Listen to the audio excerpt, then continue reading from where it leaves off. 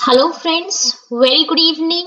और पीजीसीआई डीटी 2024 के लिए जो हमने डेडिकेटेड संकल्प बैच लॉन्च किया है, उसमें मैं प्रीति चक्रवर्ती हमारे इलेक्ट्रिकल डोज के इस प्लेटफॉर्म में आपका बहुत बहुत स्वागत करती हूँ। आप सब जानते हैं कि पीजीसीआईएल ने रिक्रूटमेंट जारी कर दिया है और हम सब जो है एक संकल्प के साथ तैयारी कर रहे हैं कि हम बिल्कुल यहाँ वहाँ नहीं भटकेंगे और बिल्कुल एक कंसोलिडेटेड तरीके से पढ़ाई करेंगे ताकि हम अपना रिवीजन अच्छे से कर सकें, एमसीक्यूज अच्छे से प्रैक्टिस कर सकें, पीवाईक्यूज अच्छे से लगा सकें और हम जो पढ़ना है सिर्फ वही पढ़ेंगे और जो नहीं पढ़ना है हम उसे स्किप करते जाएंगे। ओवरऑल हम यहाँ पर एक स्मार्ट तरीके से जो है वो अपना पढ़ाई को करने वाले हैं। So welcome all, welcome to all my dear students. और चलिए स्टार्ट करते हैं। अभी तक जिन भी बच्चों ने हमारे बैच को नहीं देखा है उनके लिए एक छोटा सा मैं आपको ओवरव्यू दे दूं कि अभी तक हमने बेसिक इलेक्ट्रिकल में जो क्वेश्चंस आए हुए हैं उन्हें सॉल्व कर लिया है। उसके बाद सॉल्व करने के बाद हमने पूरा एनालिसिस किया है कि किस पैटर्न से हमें तैयारी करनी है और उस पैटर्न के अकॉर्डिंग जो हमने 2024, 23, 22, 21 का जो एनालिसिस किया उसके अकॉर्डिंग हम एक चीज बहुत अच्छे से समझ गए हैं कि हमें जितने भी फॉर्मूलाज हैं, जितनी भी बेसिक नॉलेज, बेसिक डेफिनेशंस हैं, जितने भी हमारे बेसिक्स रहेंगे वो हम बहुत अच्छे से तैयार करेंगे और इन्हीं चीजों को हम अपना आधार बनाकर हम जो है अपनी स्ट्रेटेजी फॉलो करेंगे। सो आपने अगर स्ट्रेटेजी वाला वीडियो नहीं देखा है तो आप अभी जाके स्ट्रेटेजी वाला वीडियो देख सकते हैं। और चलिए स्टार्ट करते हैं। अभी तक हमने जो है मैटर्स को बहुत अच्छे से पढ़ लिया था कि जितने भी सॉलिड लिक्विड गैसेस होते हैं वो मैटर्स की कैटेगरी में आते हैं और ये सब एटम से मिलके बने होते हैं।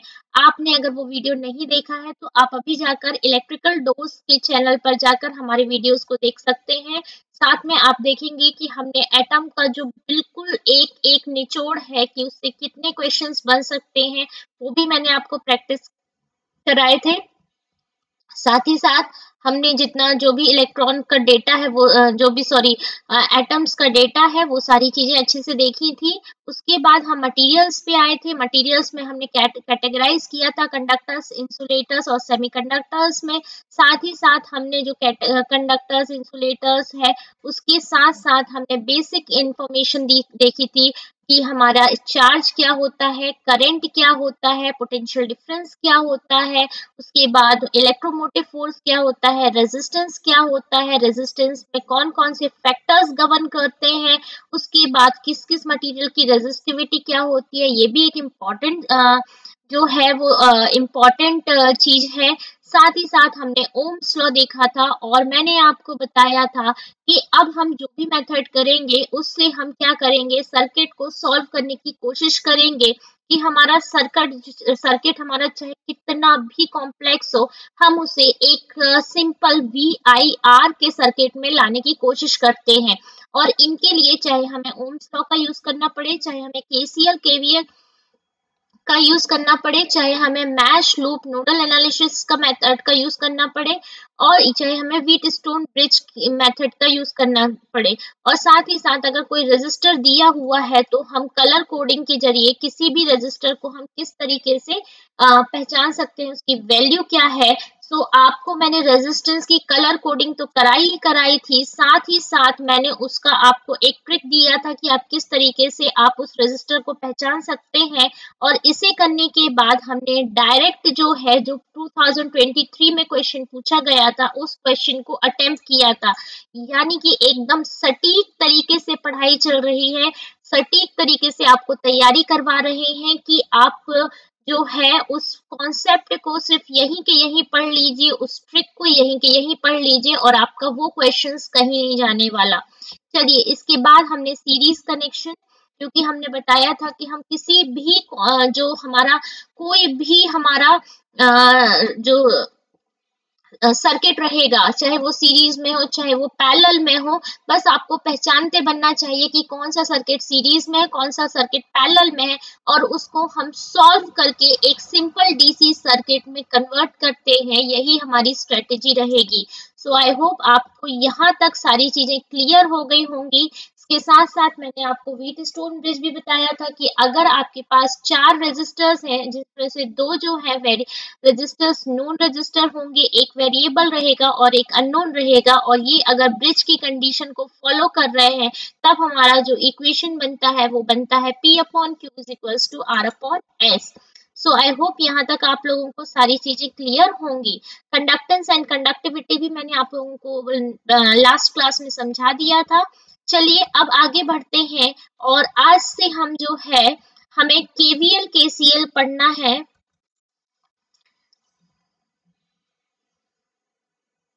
KVL KCL पढ़ना है तो हम एक बेसिक सर्किट की क्योंकि अगर KVL KCL है तो यानी कि हमें उसे सर्किट में सॉल्व करना है, और अगर उसे सर्किट में सॉल्व करना है फ्रेंड्स, तो हम क्या करेंगे, सर्किट में कुछ टर्मिनोलॉजीज यूज की जाती हैं। फॉर एग्जांपल, अगर मैं आपको एक ऐसा सर्किट बना के देती हूँ, इस तरीके का सर्किट बना के दे देती हूँ, और मैं आपसे कहती हूँ कि अब इस सर्किट में नोड या मैश एनालिसिस लगाइए। जब तक आपको इस चीज का पता नहीं होगा, मैंने आपको एक चीज स्टार्टिंग में कही थी कि हम जितनी भी बेसिक डेफिनेशंस हैं उन्हें, प्लस जो भी हमारे फॉर्मूलाज हैं उन्हें, और जितने भी हमारे न्यूमेरिकल्स जिस टॉपिक से बन सकते हैं उन्हें हमें बहुत अच्छे से करना है। सो यहाँ हम बेसिक डेफिनेशन की बात करते हैं फ्रेंड्स, कि अगर मुझे ये सर्किट दिया गया है तो इस सर्किट में कौन कौन सी टर्मिनोलॉजीज यूज की जाती है, किस टर्मिनोलॉजी से किस तरीके की मेथड बन सकती है, आज हम उसे जानेंगे। तो चलिए स्टार्ट करते हैं। सबसे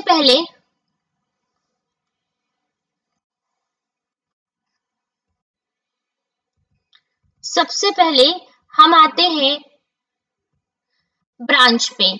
अब इस सर्किट को देखिए, ये इस तरीके का सर्किट है। बहुत से लोग कंफ्यूज होते हैं, बट आज की ये क्लास अटेंड करने के बाद अब आप बिल्कुल कंफ्यूज नहीं होंगे। सबसे पहले ध्यान में रखिएगा, a branch represents the single circuit elements like resistor, capacitor, inductor, voltage और करंट सोर्स। यानी कि जिस भी ब्रांच में ये अगर हमारी जो है, जिस भी ब्रांच में कोई भी एलिमेंट लगा हुआ है, चाहे वो एक्टिव एलिमेंट हो चाहे वो पैसिव एलिमेंट हो, अगर उसमें सर्किट एलिमेंट लगा है, चाहे वो रेजिस्टर हो, चाहे वो कैपेसिटर हो, चाहे वो इंडक्टर हो, चाहे वोल्टेज हो या करंट सोर्स हो, उसे हम जो है वो ब्रांच कंसिडर करेंगे।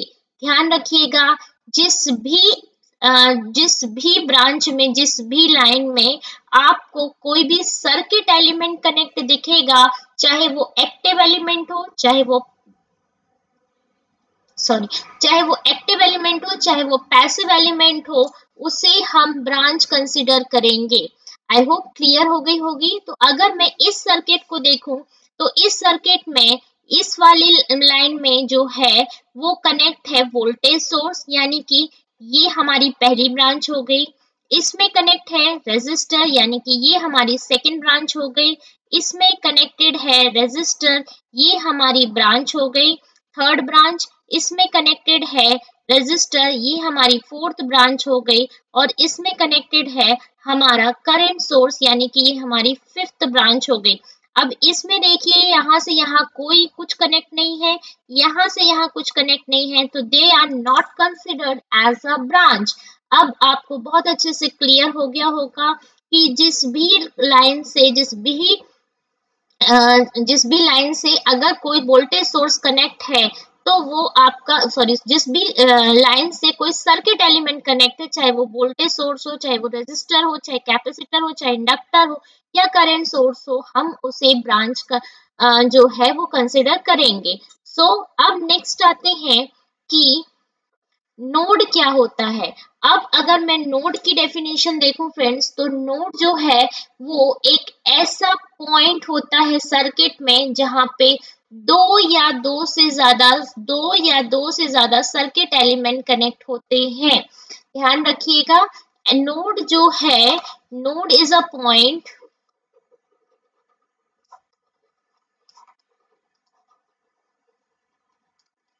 in the circuit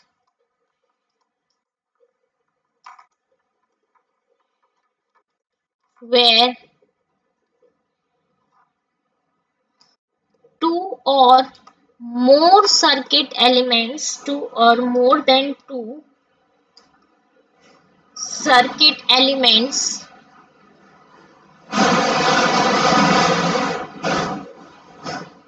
are connected। सो अगर मैं आपको यहाँ दिखाना चाहूंगी फ्रेंड्स, तो यहाँ पे देखिए, ये वाली ब्रांच देखिए, इस ब्रांच में एक ही सर्किट एलिमेंट कनेक्टेड है, so it is not considered as node. But अगर आप इस पॉइंट को देखेंगे, तो इस पॉइंट में एक सर्किट एलिमेंट है 5 ओम और एक सर्किट एलिमेंट है ये, यानी कि A is considered as node.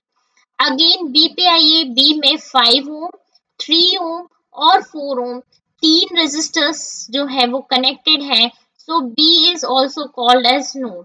Again C में आइए, सी में 3 ओम और 2 एम्पेयर दोनों जो है वो कनेक्ट हो रहे हैं, so it is also considered as node.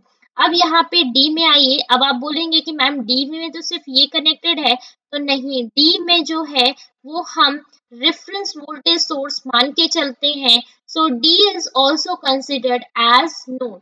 So अगर इस तरीके का आपके पास डायग्राम है, तो आपको समझ में आ जाना चाहिए कि एक तो नोड मुझे यहाँ मिलेगी ए, एक नोड मुझे यहाँ मिलेगी बी, एक नोड मुझे यहाँ मिलेगी सी, यहाँ पे इस तरीके से, ठीक है। और डी को मैं नोड मानूंगी, क्यों मानूंगी, क्योंकि यहाँ पे हमें रेफरेंस वोल्टेज जो होती है, रेफरेंस वोल्टेज जो सोर्स होता है वो कनेक्ट होता है। सो आई होप नोड भी आप लोगों को क्लियर हो गया होगा। चलिए आगे बढ़ते हैं। Loop, a loop is a closed path formed by, loop क्या होता है, सो ये हमारा लूप है, ठीक है, ये हमारा लूप है। लूप क्या होता है फ्रेंड्स, कोई भी closed path, any closed path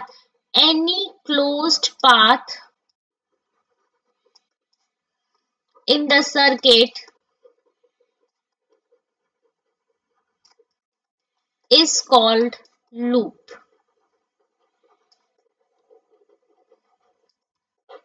कोई भी क्लोज्ड पाथ अगर सर्किट में है तो हम उसे लूप कहेंगे। फॉर एग्जांपल देखिए, ये क्लोज्ड पाथ है, जी हाँ, तो ये क्लोज्ड पाथ क्या कहलाया, हमारा लूप कहलाया। अगेन ये भी एक क्लोज्ड पाथ है, तो ये क्या कहलाया, हमारा लूप। लूप जो होता है वो हमारा हमेशा ऐसा होता है, मतलब लूप और मैश में मैं अभी आप लोगों को डिफरेंस बता देती हूँ कि कोई भी क्लोज पाथ होगा वो लूप होगा, जबकि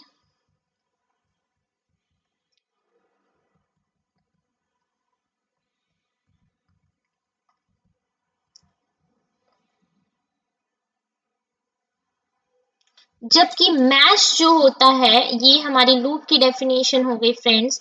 जबकि मैश जो होता है वो होता है हमारा कि कोई भी, मतलब अगर किसी के, जिसके अंदर कोई भी जो है वो वो नहीं होना चाहिए, क्लोज पाथ नहीं होना चाहिए, किसी में भी क्लोज्ड पाथ नहीं होगा, ठीक है। Any does not contain any does not contain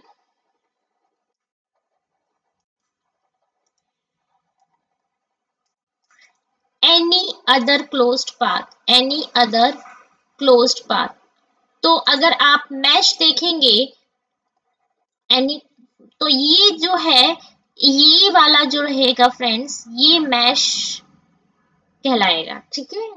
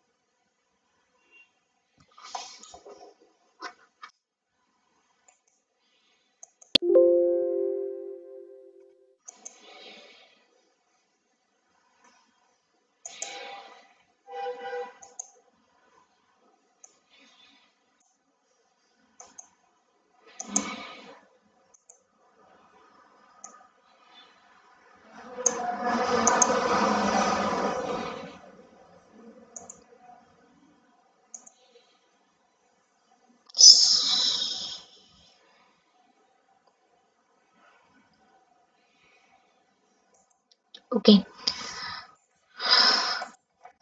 okay friends, sorry sorry.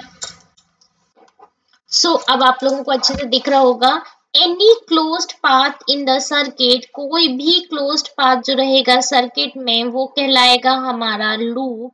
जबकि a loop is a closed path formed by starting at node, node से स्टार्ट होके वो कहाँ पे वापस आएगा, वो हमारा अगेन जो है वो उसी नोड पे खत्म होगा। ठीक है, सो ये हमारा होता है लूप। लूप यहाँ पे हम किस किस को कंसिडर करेंगे, ए बी डी, ए को हम क्या करेंगे, लूप कंसिडर करेंगे। बी सी डी, बी को हम क्या करेंगे, लूप कंसिडर करेंगे। आई होप यहाँ तक क्लियर होगा।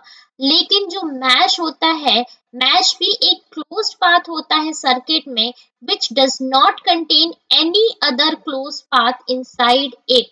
मतलब उसके अंदर कोई भी जो है मैश जो मतलब उसमें कोई भी अंदर, उसके अंदर नहीं। जैसे कि अगर आप इसे देखेंगे, इस सर्किट को अच्छे से देखेंगे, तो इस सर्किट में ये जो है ये लूप 1 है, ये लूप 2 है, और ये जो है ये पूरा लूप 3 है। यानी कोई भी क्लोज पाथ रहेगा वो तो लूप रहेगा, बट लूप में कंडीशन है कि वो उसके अंदर कोई भी जो यानी कि ये जो ए बी सी और फिर डी ए जो को हम मैश नहीं मान सकते। क्यों नहीं मान सकते, क्योंकि मैश की कंडीशन है कि उसके अंदर कोई क्लोज पाथ नहीं होना चाहिए। सो ये जो बड़ा वाला है ना, इसको हम मैश नहीं मान सकते। हम मैश किसको मानेंगे, हम इसको मैश मान सकते हैं क्योंकि इसके अंदर कोई भी जो है वो क्लोज पाथ नहीं है। इसको मान सकते हैं क्योंकि इसके अंदर भी कोई जो पाथ है वो नहीं है, क्लोज पाथ नहीं है। सो आई होप आप लोगों को लूप और मैश क्लियर हो गया होगा। सो अगर इसको मैं बनाना चाहूँ तो ये मेरा लूप हो सकता है, ये मेरा लूप है, बट ये जो है ये हमारे मैश कहलाएंगे। ठीक है, इन्हें हम मैश या लूप दोनों कंसिडर कर सकते हैं। सो आई होप मैश और लूप, आप लोगों को मैश, लूप, नोड, जंक्शन सारी चीजें क्लियर हो गई होंगी। ठीक है, ओके। चलिए अब कुछ एलिमेंट्स होते हैं फ्रेंड्स, वो मैं आपको बताना चाहूंगी कि जो हमारे पास अगर हम एलिमेंट्स बोलते हैं, जैसे कि मैं भी बोल रही थी कि लीनियर एलिमेंट है या नॉन लीनियर एलिमेंट है, एक्टिव एलिमेंट है, पैसिव एलिमेंट है, उसे अगर वो सर्किट में लगे हुए हैं। बट आपको ये जानना बहुत जरूरी है कि कौन से एलिमेंट लीनियर होते हैं।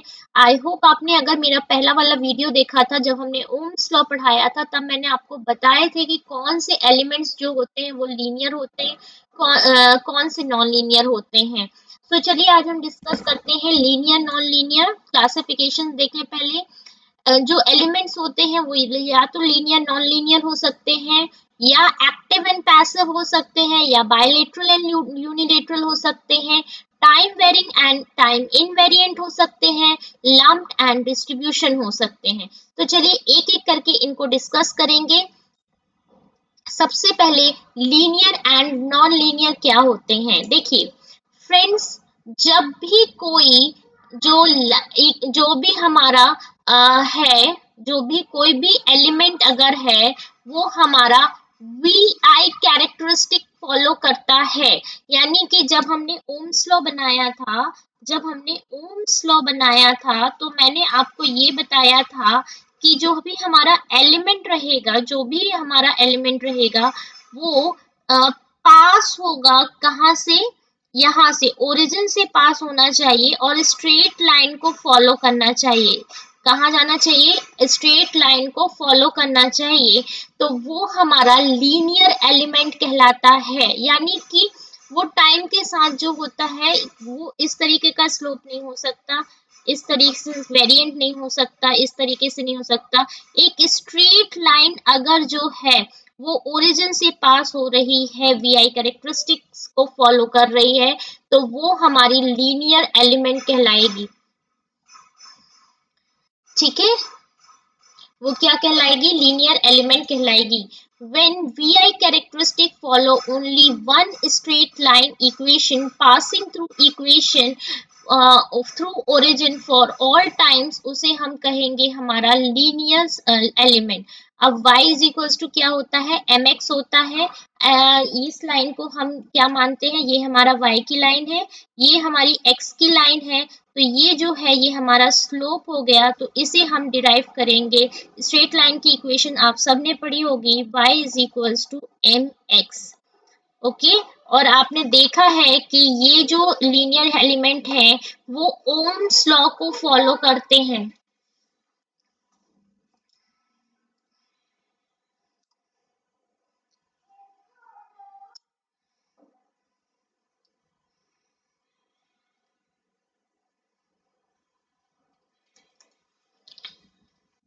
अगर कोई एलिमेंट ओम्स लॉ को फॉलो करता है,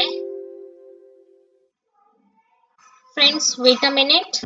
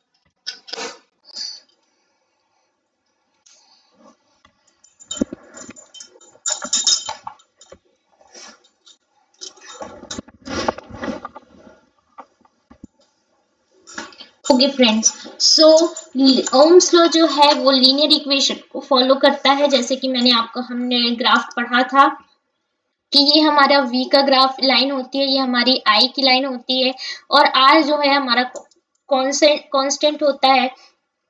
तो अगर जैसे कि अभी हमने पढ़ा था, ये इसको हम x y और x की लाइन मानते हैं, तो हमारा y is equals to mx होता है, और x इज इक्वल्स टू क्या, sorry m is equals to क्या होता है, हमारा y अपॉन x होता है। यही होता है y is equals to mx। Same अगर हम इसे कन्वर्ट करना चाहें तो ये हो जाएगा हमारा I,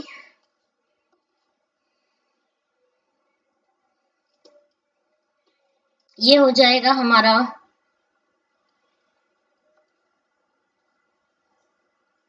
ये v is equals to I R, और ये हो जाएगा v upon I is equals to R. अब ये देखिए, सबसे पहले हम कुछ कंडीशंस देखेंगे। फॉर एग्जांपल, अगर मैं ये कंडीशन नंबर 1 बनाती हूँ, तो इस कंडीशन नंबर 1 के अकॉर्डिंग ये वाली लाइन देखिए फ्रेंड्स, क्या ये वाली लाइन लीनियर इक्वेशन को फॉलो करती है? तो चलिए देखते हैं। ये अगर हमारा फर्स्ट क्वाड्रेंट है, ये सेकंड क्वाड्रेंट है, ये थर्ड क्वाड्रेंट है, ये फोर्थ क्वाड्रेंट। आपको पता है v यहाँ पॉजिटिव होता है, v नेगेटिव होता है, यहाँ जो i होता है पॉजिटिव होता है, और यहाँ i जो होता है नेगेटिव होता है। सो अगर लाइन यहाँ से जा रही है, इसका मतलब ये जो आ रहा है माइनस v अपॉन, या फोर्थ क्वाड्रेंट में i जो होता है नेगेटिव होता है माइनस i। तो अगर इन दोनों को काट दें तो क्या हमें r जो है v अपॉन i मिल रहा है? जी, v upon i। So this one follows the linear equation. अब अगर हम इस इक्वेशन को देखें, सो ये वाली लाइन देखिए फ्रेंड्स, अगर मैं एग्जांपल नंबर 3 देखूं,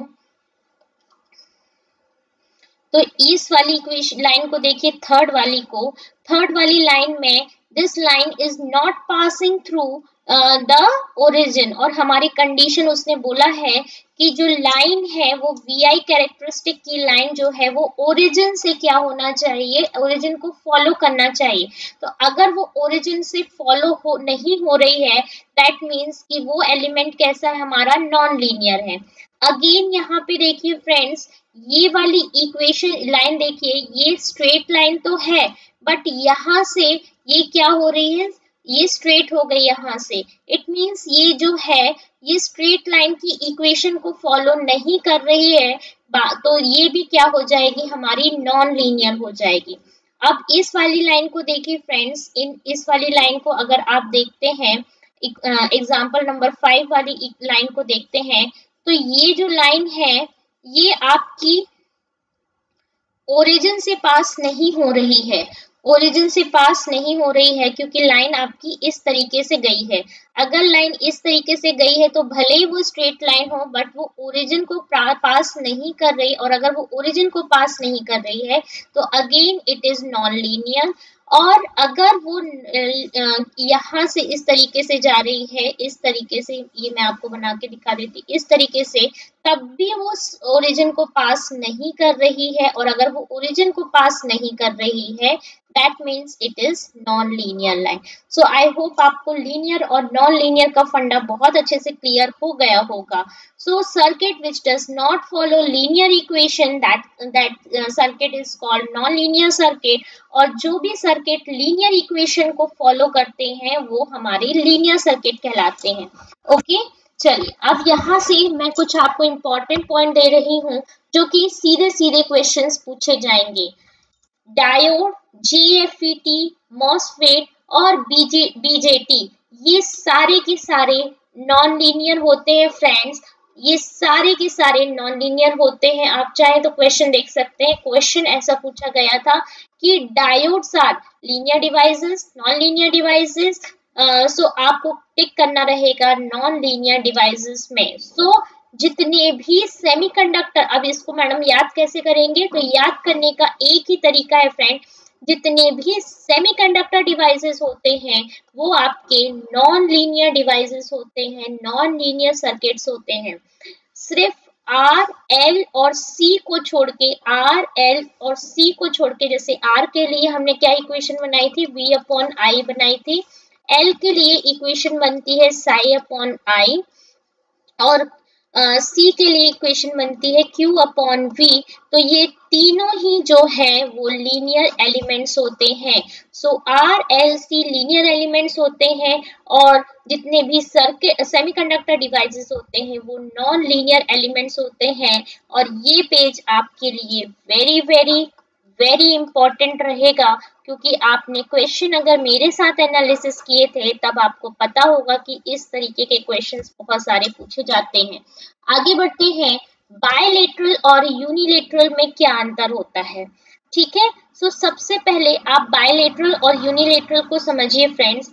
अगर ये मैं इस तरीके से आपको डायग्राम बनाया है, ये हमारा V है, ये I है, यहाँ माइनस V है, यहाँ पे माइनस I है। ठीक है, अब यहाँ पे देखिएगा फर्स्ट क्वाड्रेंट में R is equals to V upon I होता है, सेकेंड में R is equals to V upon minus I होता है, थर्ड में minus V upon minus I होता है, और फोर्थ में R is equals to minus V upon I होता है। ये सबको आपको पता होगा किस तरीके से हमने लिया है।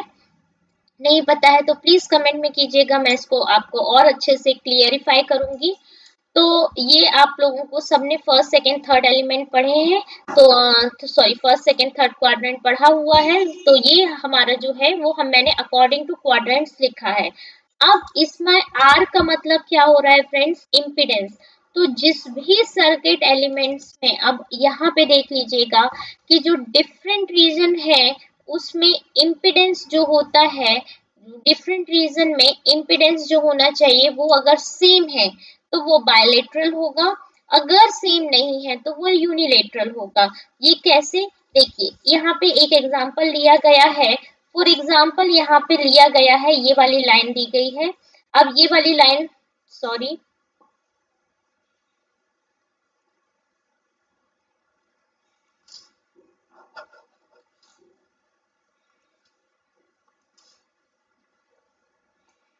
ये एक हमने एग्जाम्पल लिया है। इस एग्जाम्पल में अगर इसे हम मान लेते हैं 2 और 2 और ये हो जाता है 3 और 3। अब ये देखिए ये फर्स्ट क्वाड्रेंट में है और ये कौन से क्वाड्रेंट में है, ये हमारे थर्ड क्वाड्रेंट में। ठीक है, अगर यहाँ पे देखें तो यहाँ पे इम्पिडेंस मुझे मिलेगा 2/2। ओके, और यहाँ पे अगर देखें तो यहाँ पे देखिए, यहाँ पे v भी जो होता है वो माइनस होता है और i भी जो होता है वो माइनस होता है, तो यहाँ पे मिलेगा -3/-3। इसको एक अगर हम सॉल्व करेंगे तो r की वैल्यू यानी इम्पिडेंस जो है वो 1 आएगा, और इसे सॉल्व करेंगे तब भी इम्पिडेंस हमारा 1 आएगा। सो 1 इज इक्वल्स टू 1। अगर ये 1 इज इक्वल्स टू 1 आ रहा है दैट मीन्स ये बायलेटरल है। अगर यहाँ पे by chance 1 is equals to -1 आ जाता तब ये कौन सा एलिमेंट कहलाता, यूनिलेटरल कहलाता।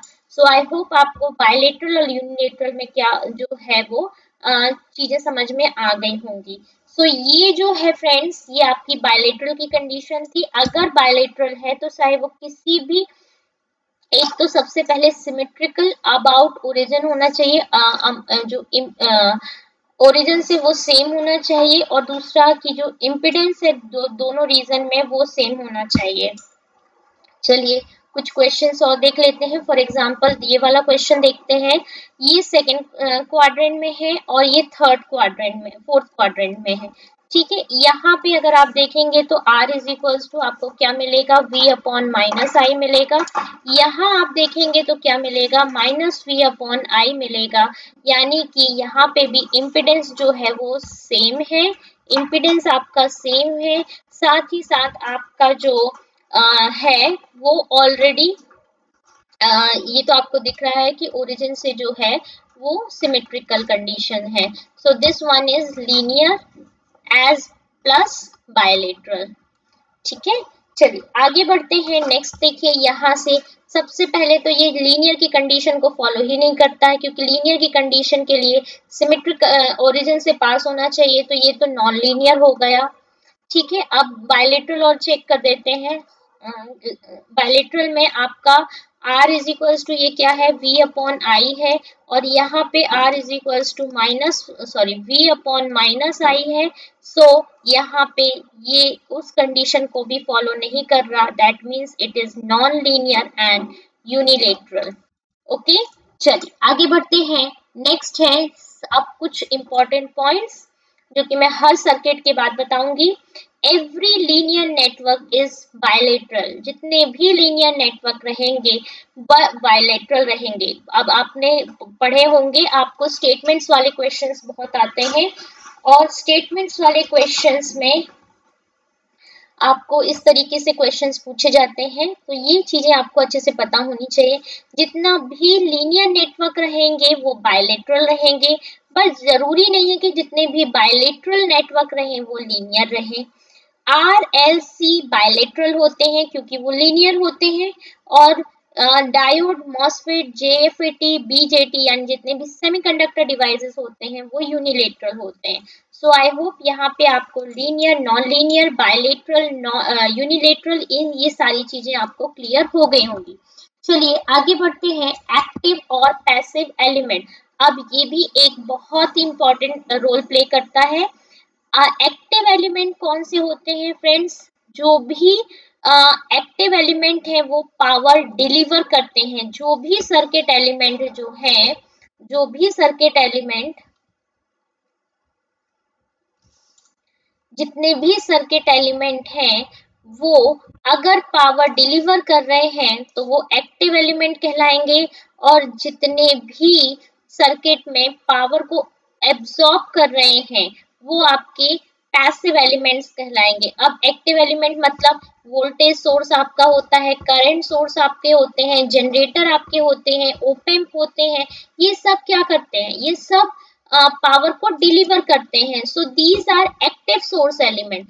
जबकि जो R होता है, L होता है, C होता है, ये पावर को क्या करता है, ये पावर को अपने आप में कंज्यूम करता है, ऑब्जर्व करता है। ठीक है ना, तो इसे हम क्या कहेंगे, हमारा पैसिव एलिमेंट्स। ओके, सो चलिए कुछ देख लेते हैं। जैसे कि मान लीजिए हमारे पास एग्जाम्पल नंबर 1 है, आर यहाँ पे पॉजिटिव है, आर अगर यहाँ पे पॉजिटिव है यहाँ पे भी पॉजिटिव होगा, सो ये लीनियर है, बायलेटरल है। अब आर अगर पॉजिटिव है यानी आर की वैल्यू ग्रेटर देन 0 है, that means it is active element. ठीक है,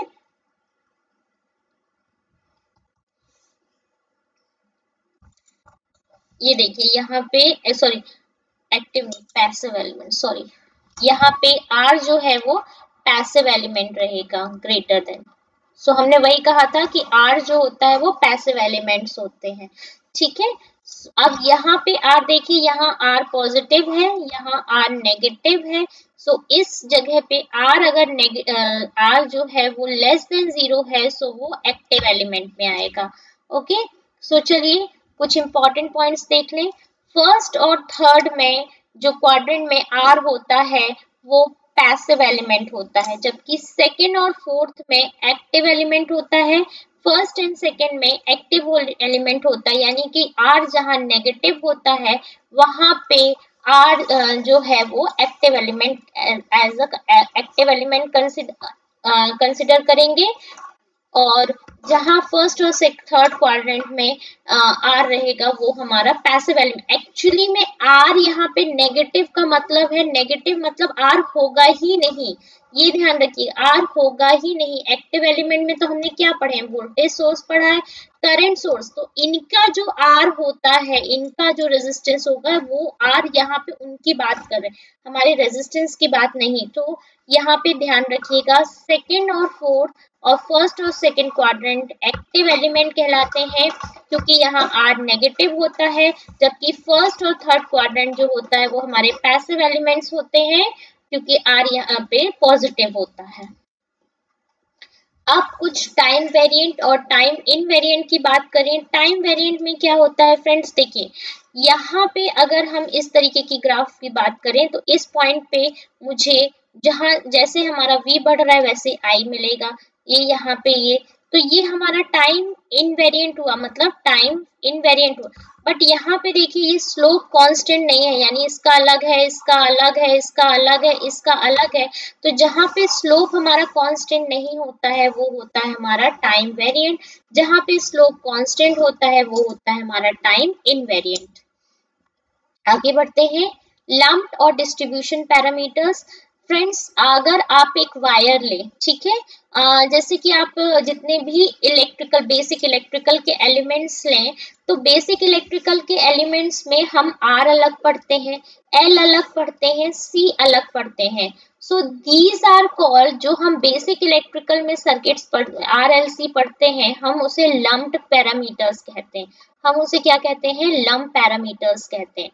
जबकि अगर हम यही एक वायर में पढ़े तो क्या हम इस वायर का रेजिस्टेंस अलग निकालेंगे, फिर उसका ये इंडक्टेंस अलग निकालेंगे, कैपेसिटेंस अलग निकालेंगे? नहीं ना, उस वायर में तो वो अलग से होंगे ही, मतलब सब कुछ होगा, रेजिस्टेंस भी होगा, हमारा कैपेसिटेंस भी होगा, हमारा इंडक्टेंस भी होगा। सो तब हम कैसे बात करते हैं, तब हम उस पूरी वायर की बात करते हैं, और उस तरीके में यानी जो पावर सिस्टम में यूज किए जाते हैं एलिमेंट्स, उन्हें हम कहते हैं डिस्ट्रीब्यूशन पैरामीटर्स।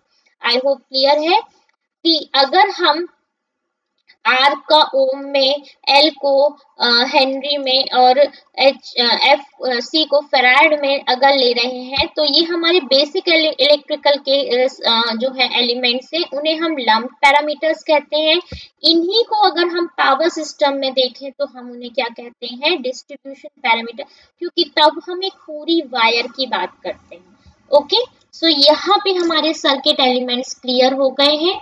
मैंने आपको सारे circuit elements with important points जो आ सकते हैं वो बता दिए हैं कि कौन कौन से सर्किट एलिमेंट्स होते हैं। सो आई होप आप लोगों को सारी चीजें अच्छे से क्लियर हो रही होंगी। इसके बाद हम आगे चलते हैं फ्रेंड्स, तो हमारे दो लॉ हैं आपको पढ़ने हैं। एक है हमारा किरचॉफ्स लॉ। किरचॉफ्स को आप जो है ये गुस्टाव रॉबर्ट किरचॉफ्स ने दो लॉ दिए थे, एक दिया था किरचॉफ्स फर्स्ट लॉ और दूसरा दिया था किरचॉफ्स फर्स्ट लॉ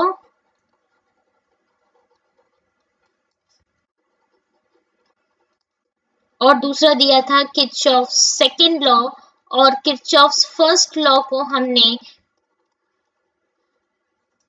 केसीएल भी जाना, और किरचॉफ्स के सेकंड लॉ को हमने केवीएल जाना।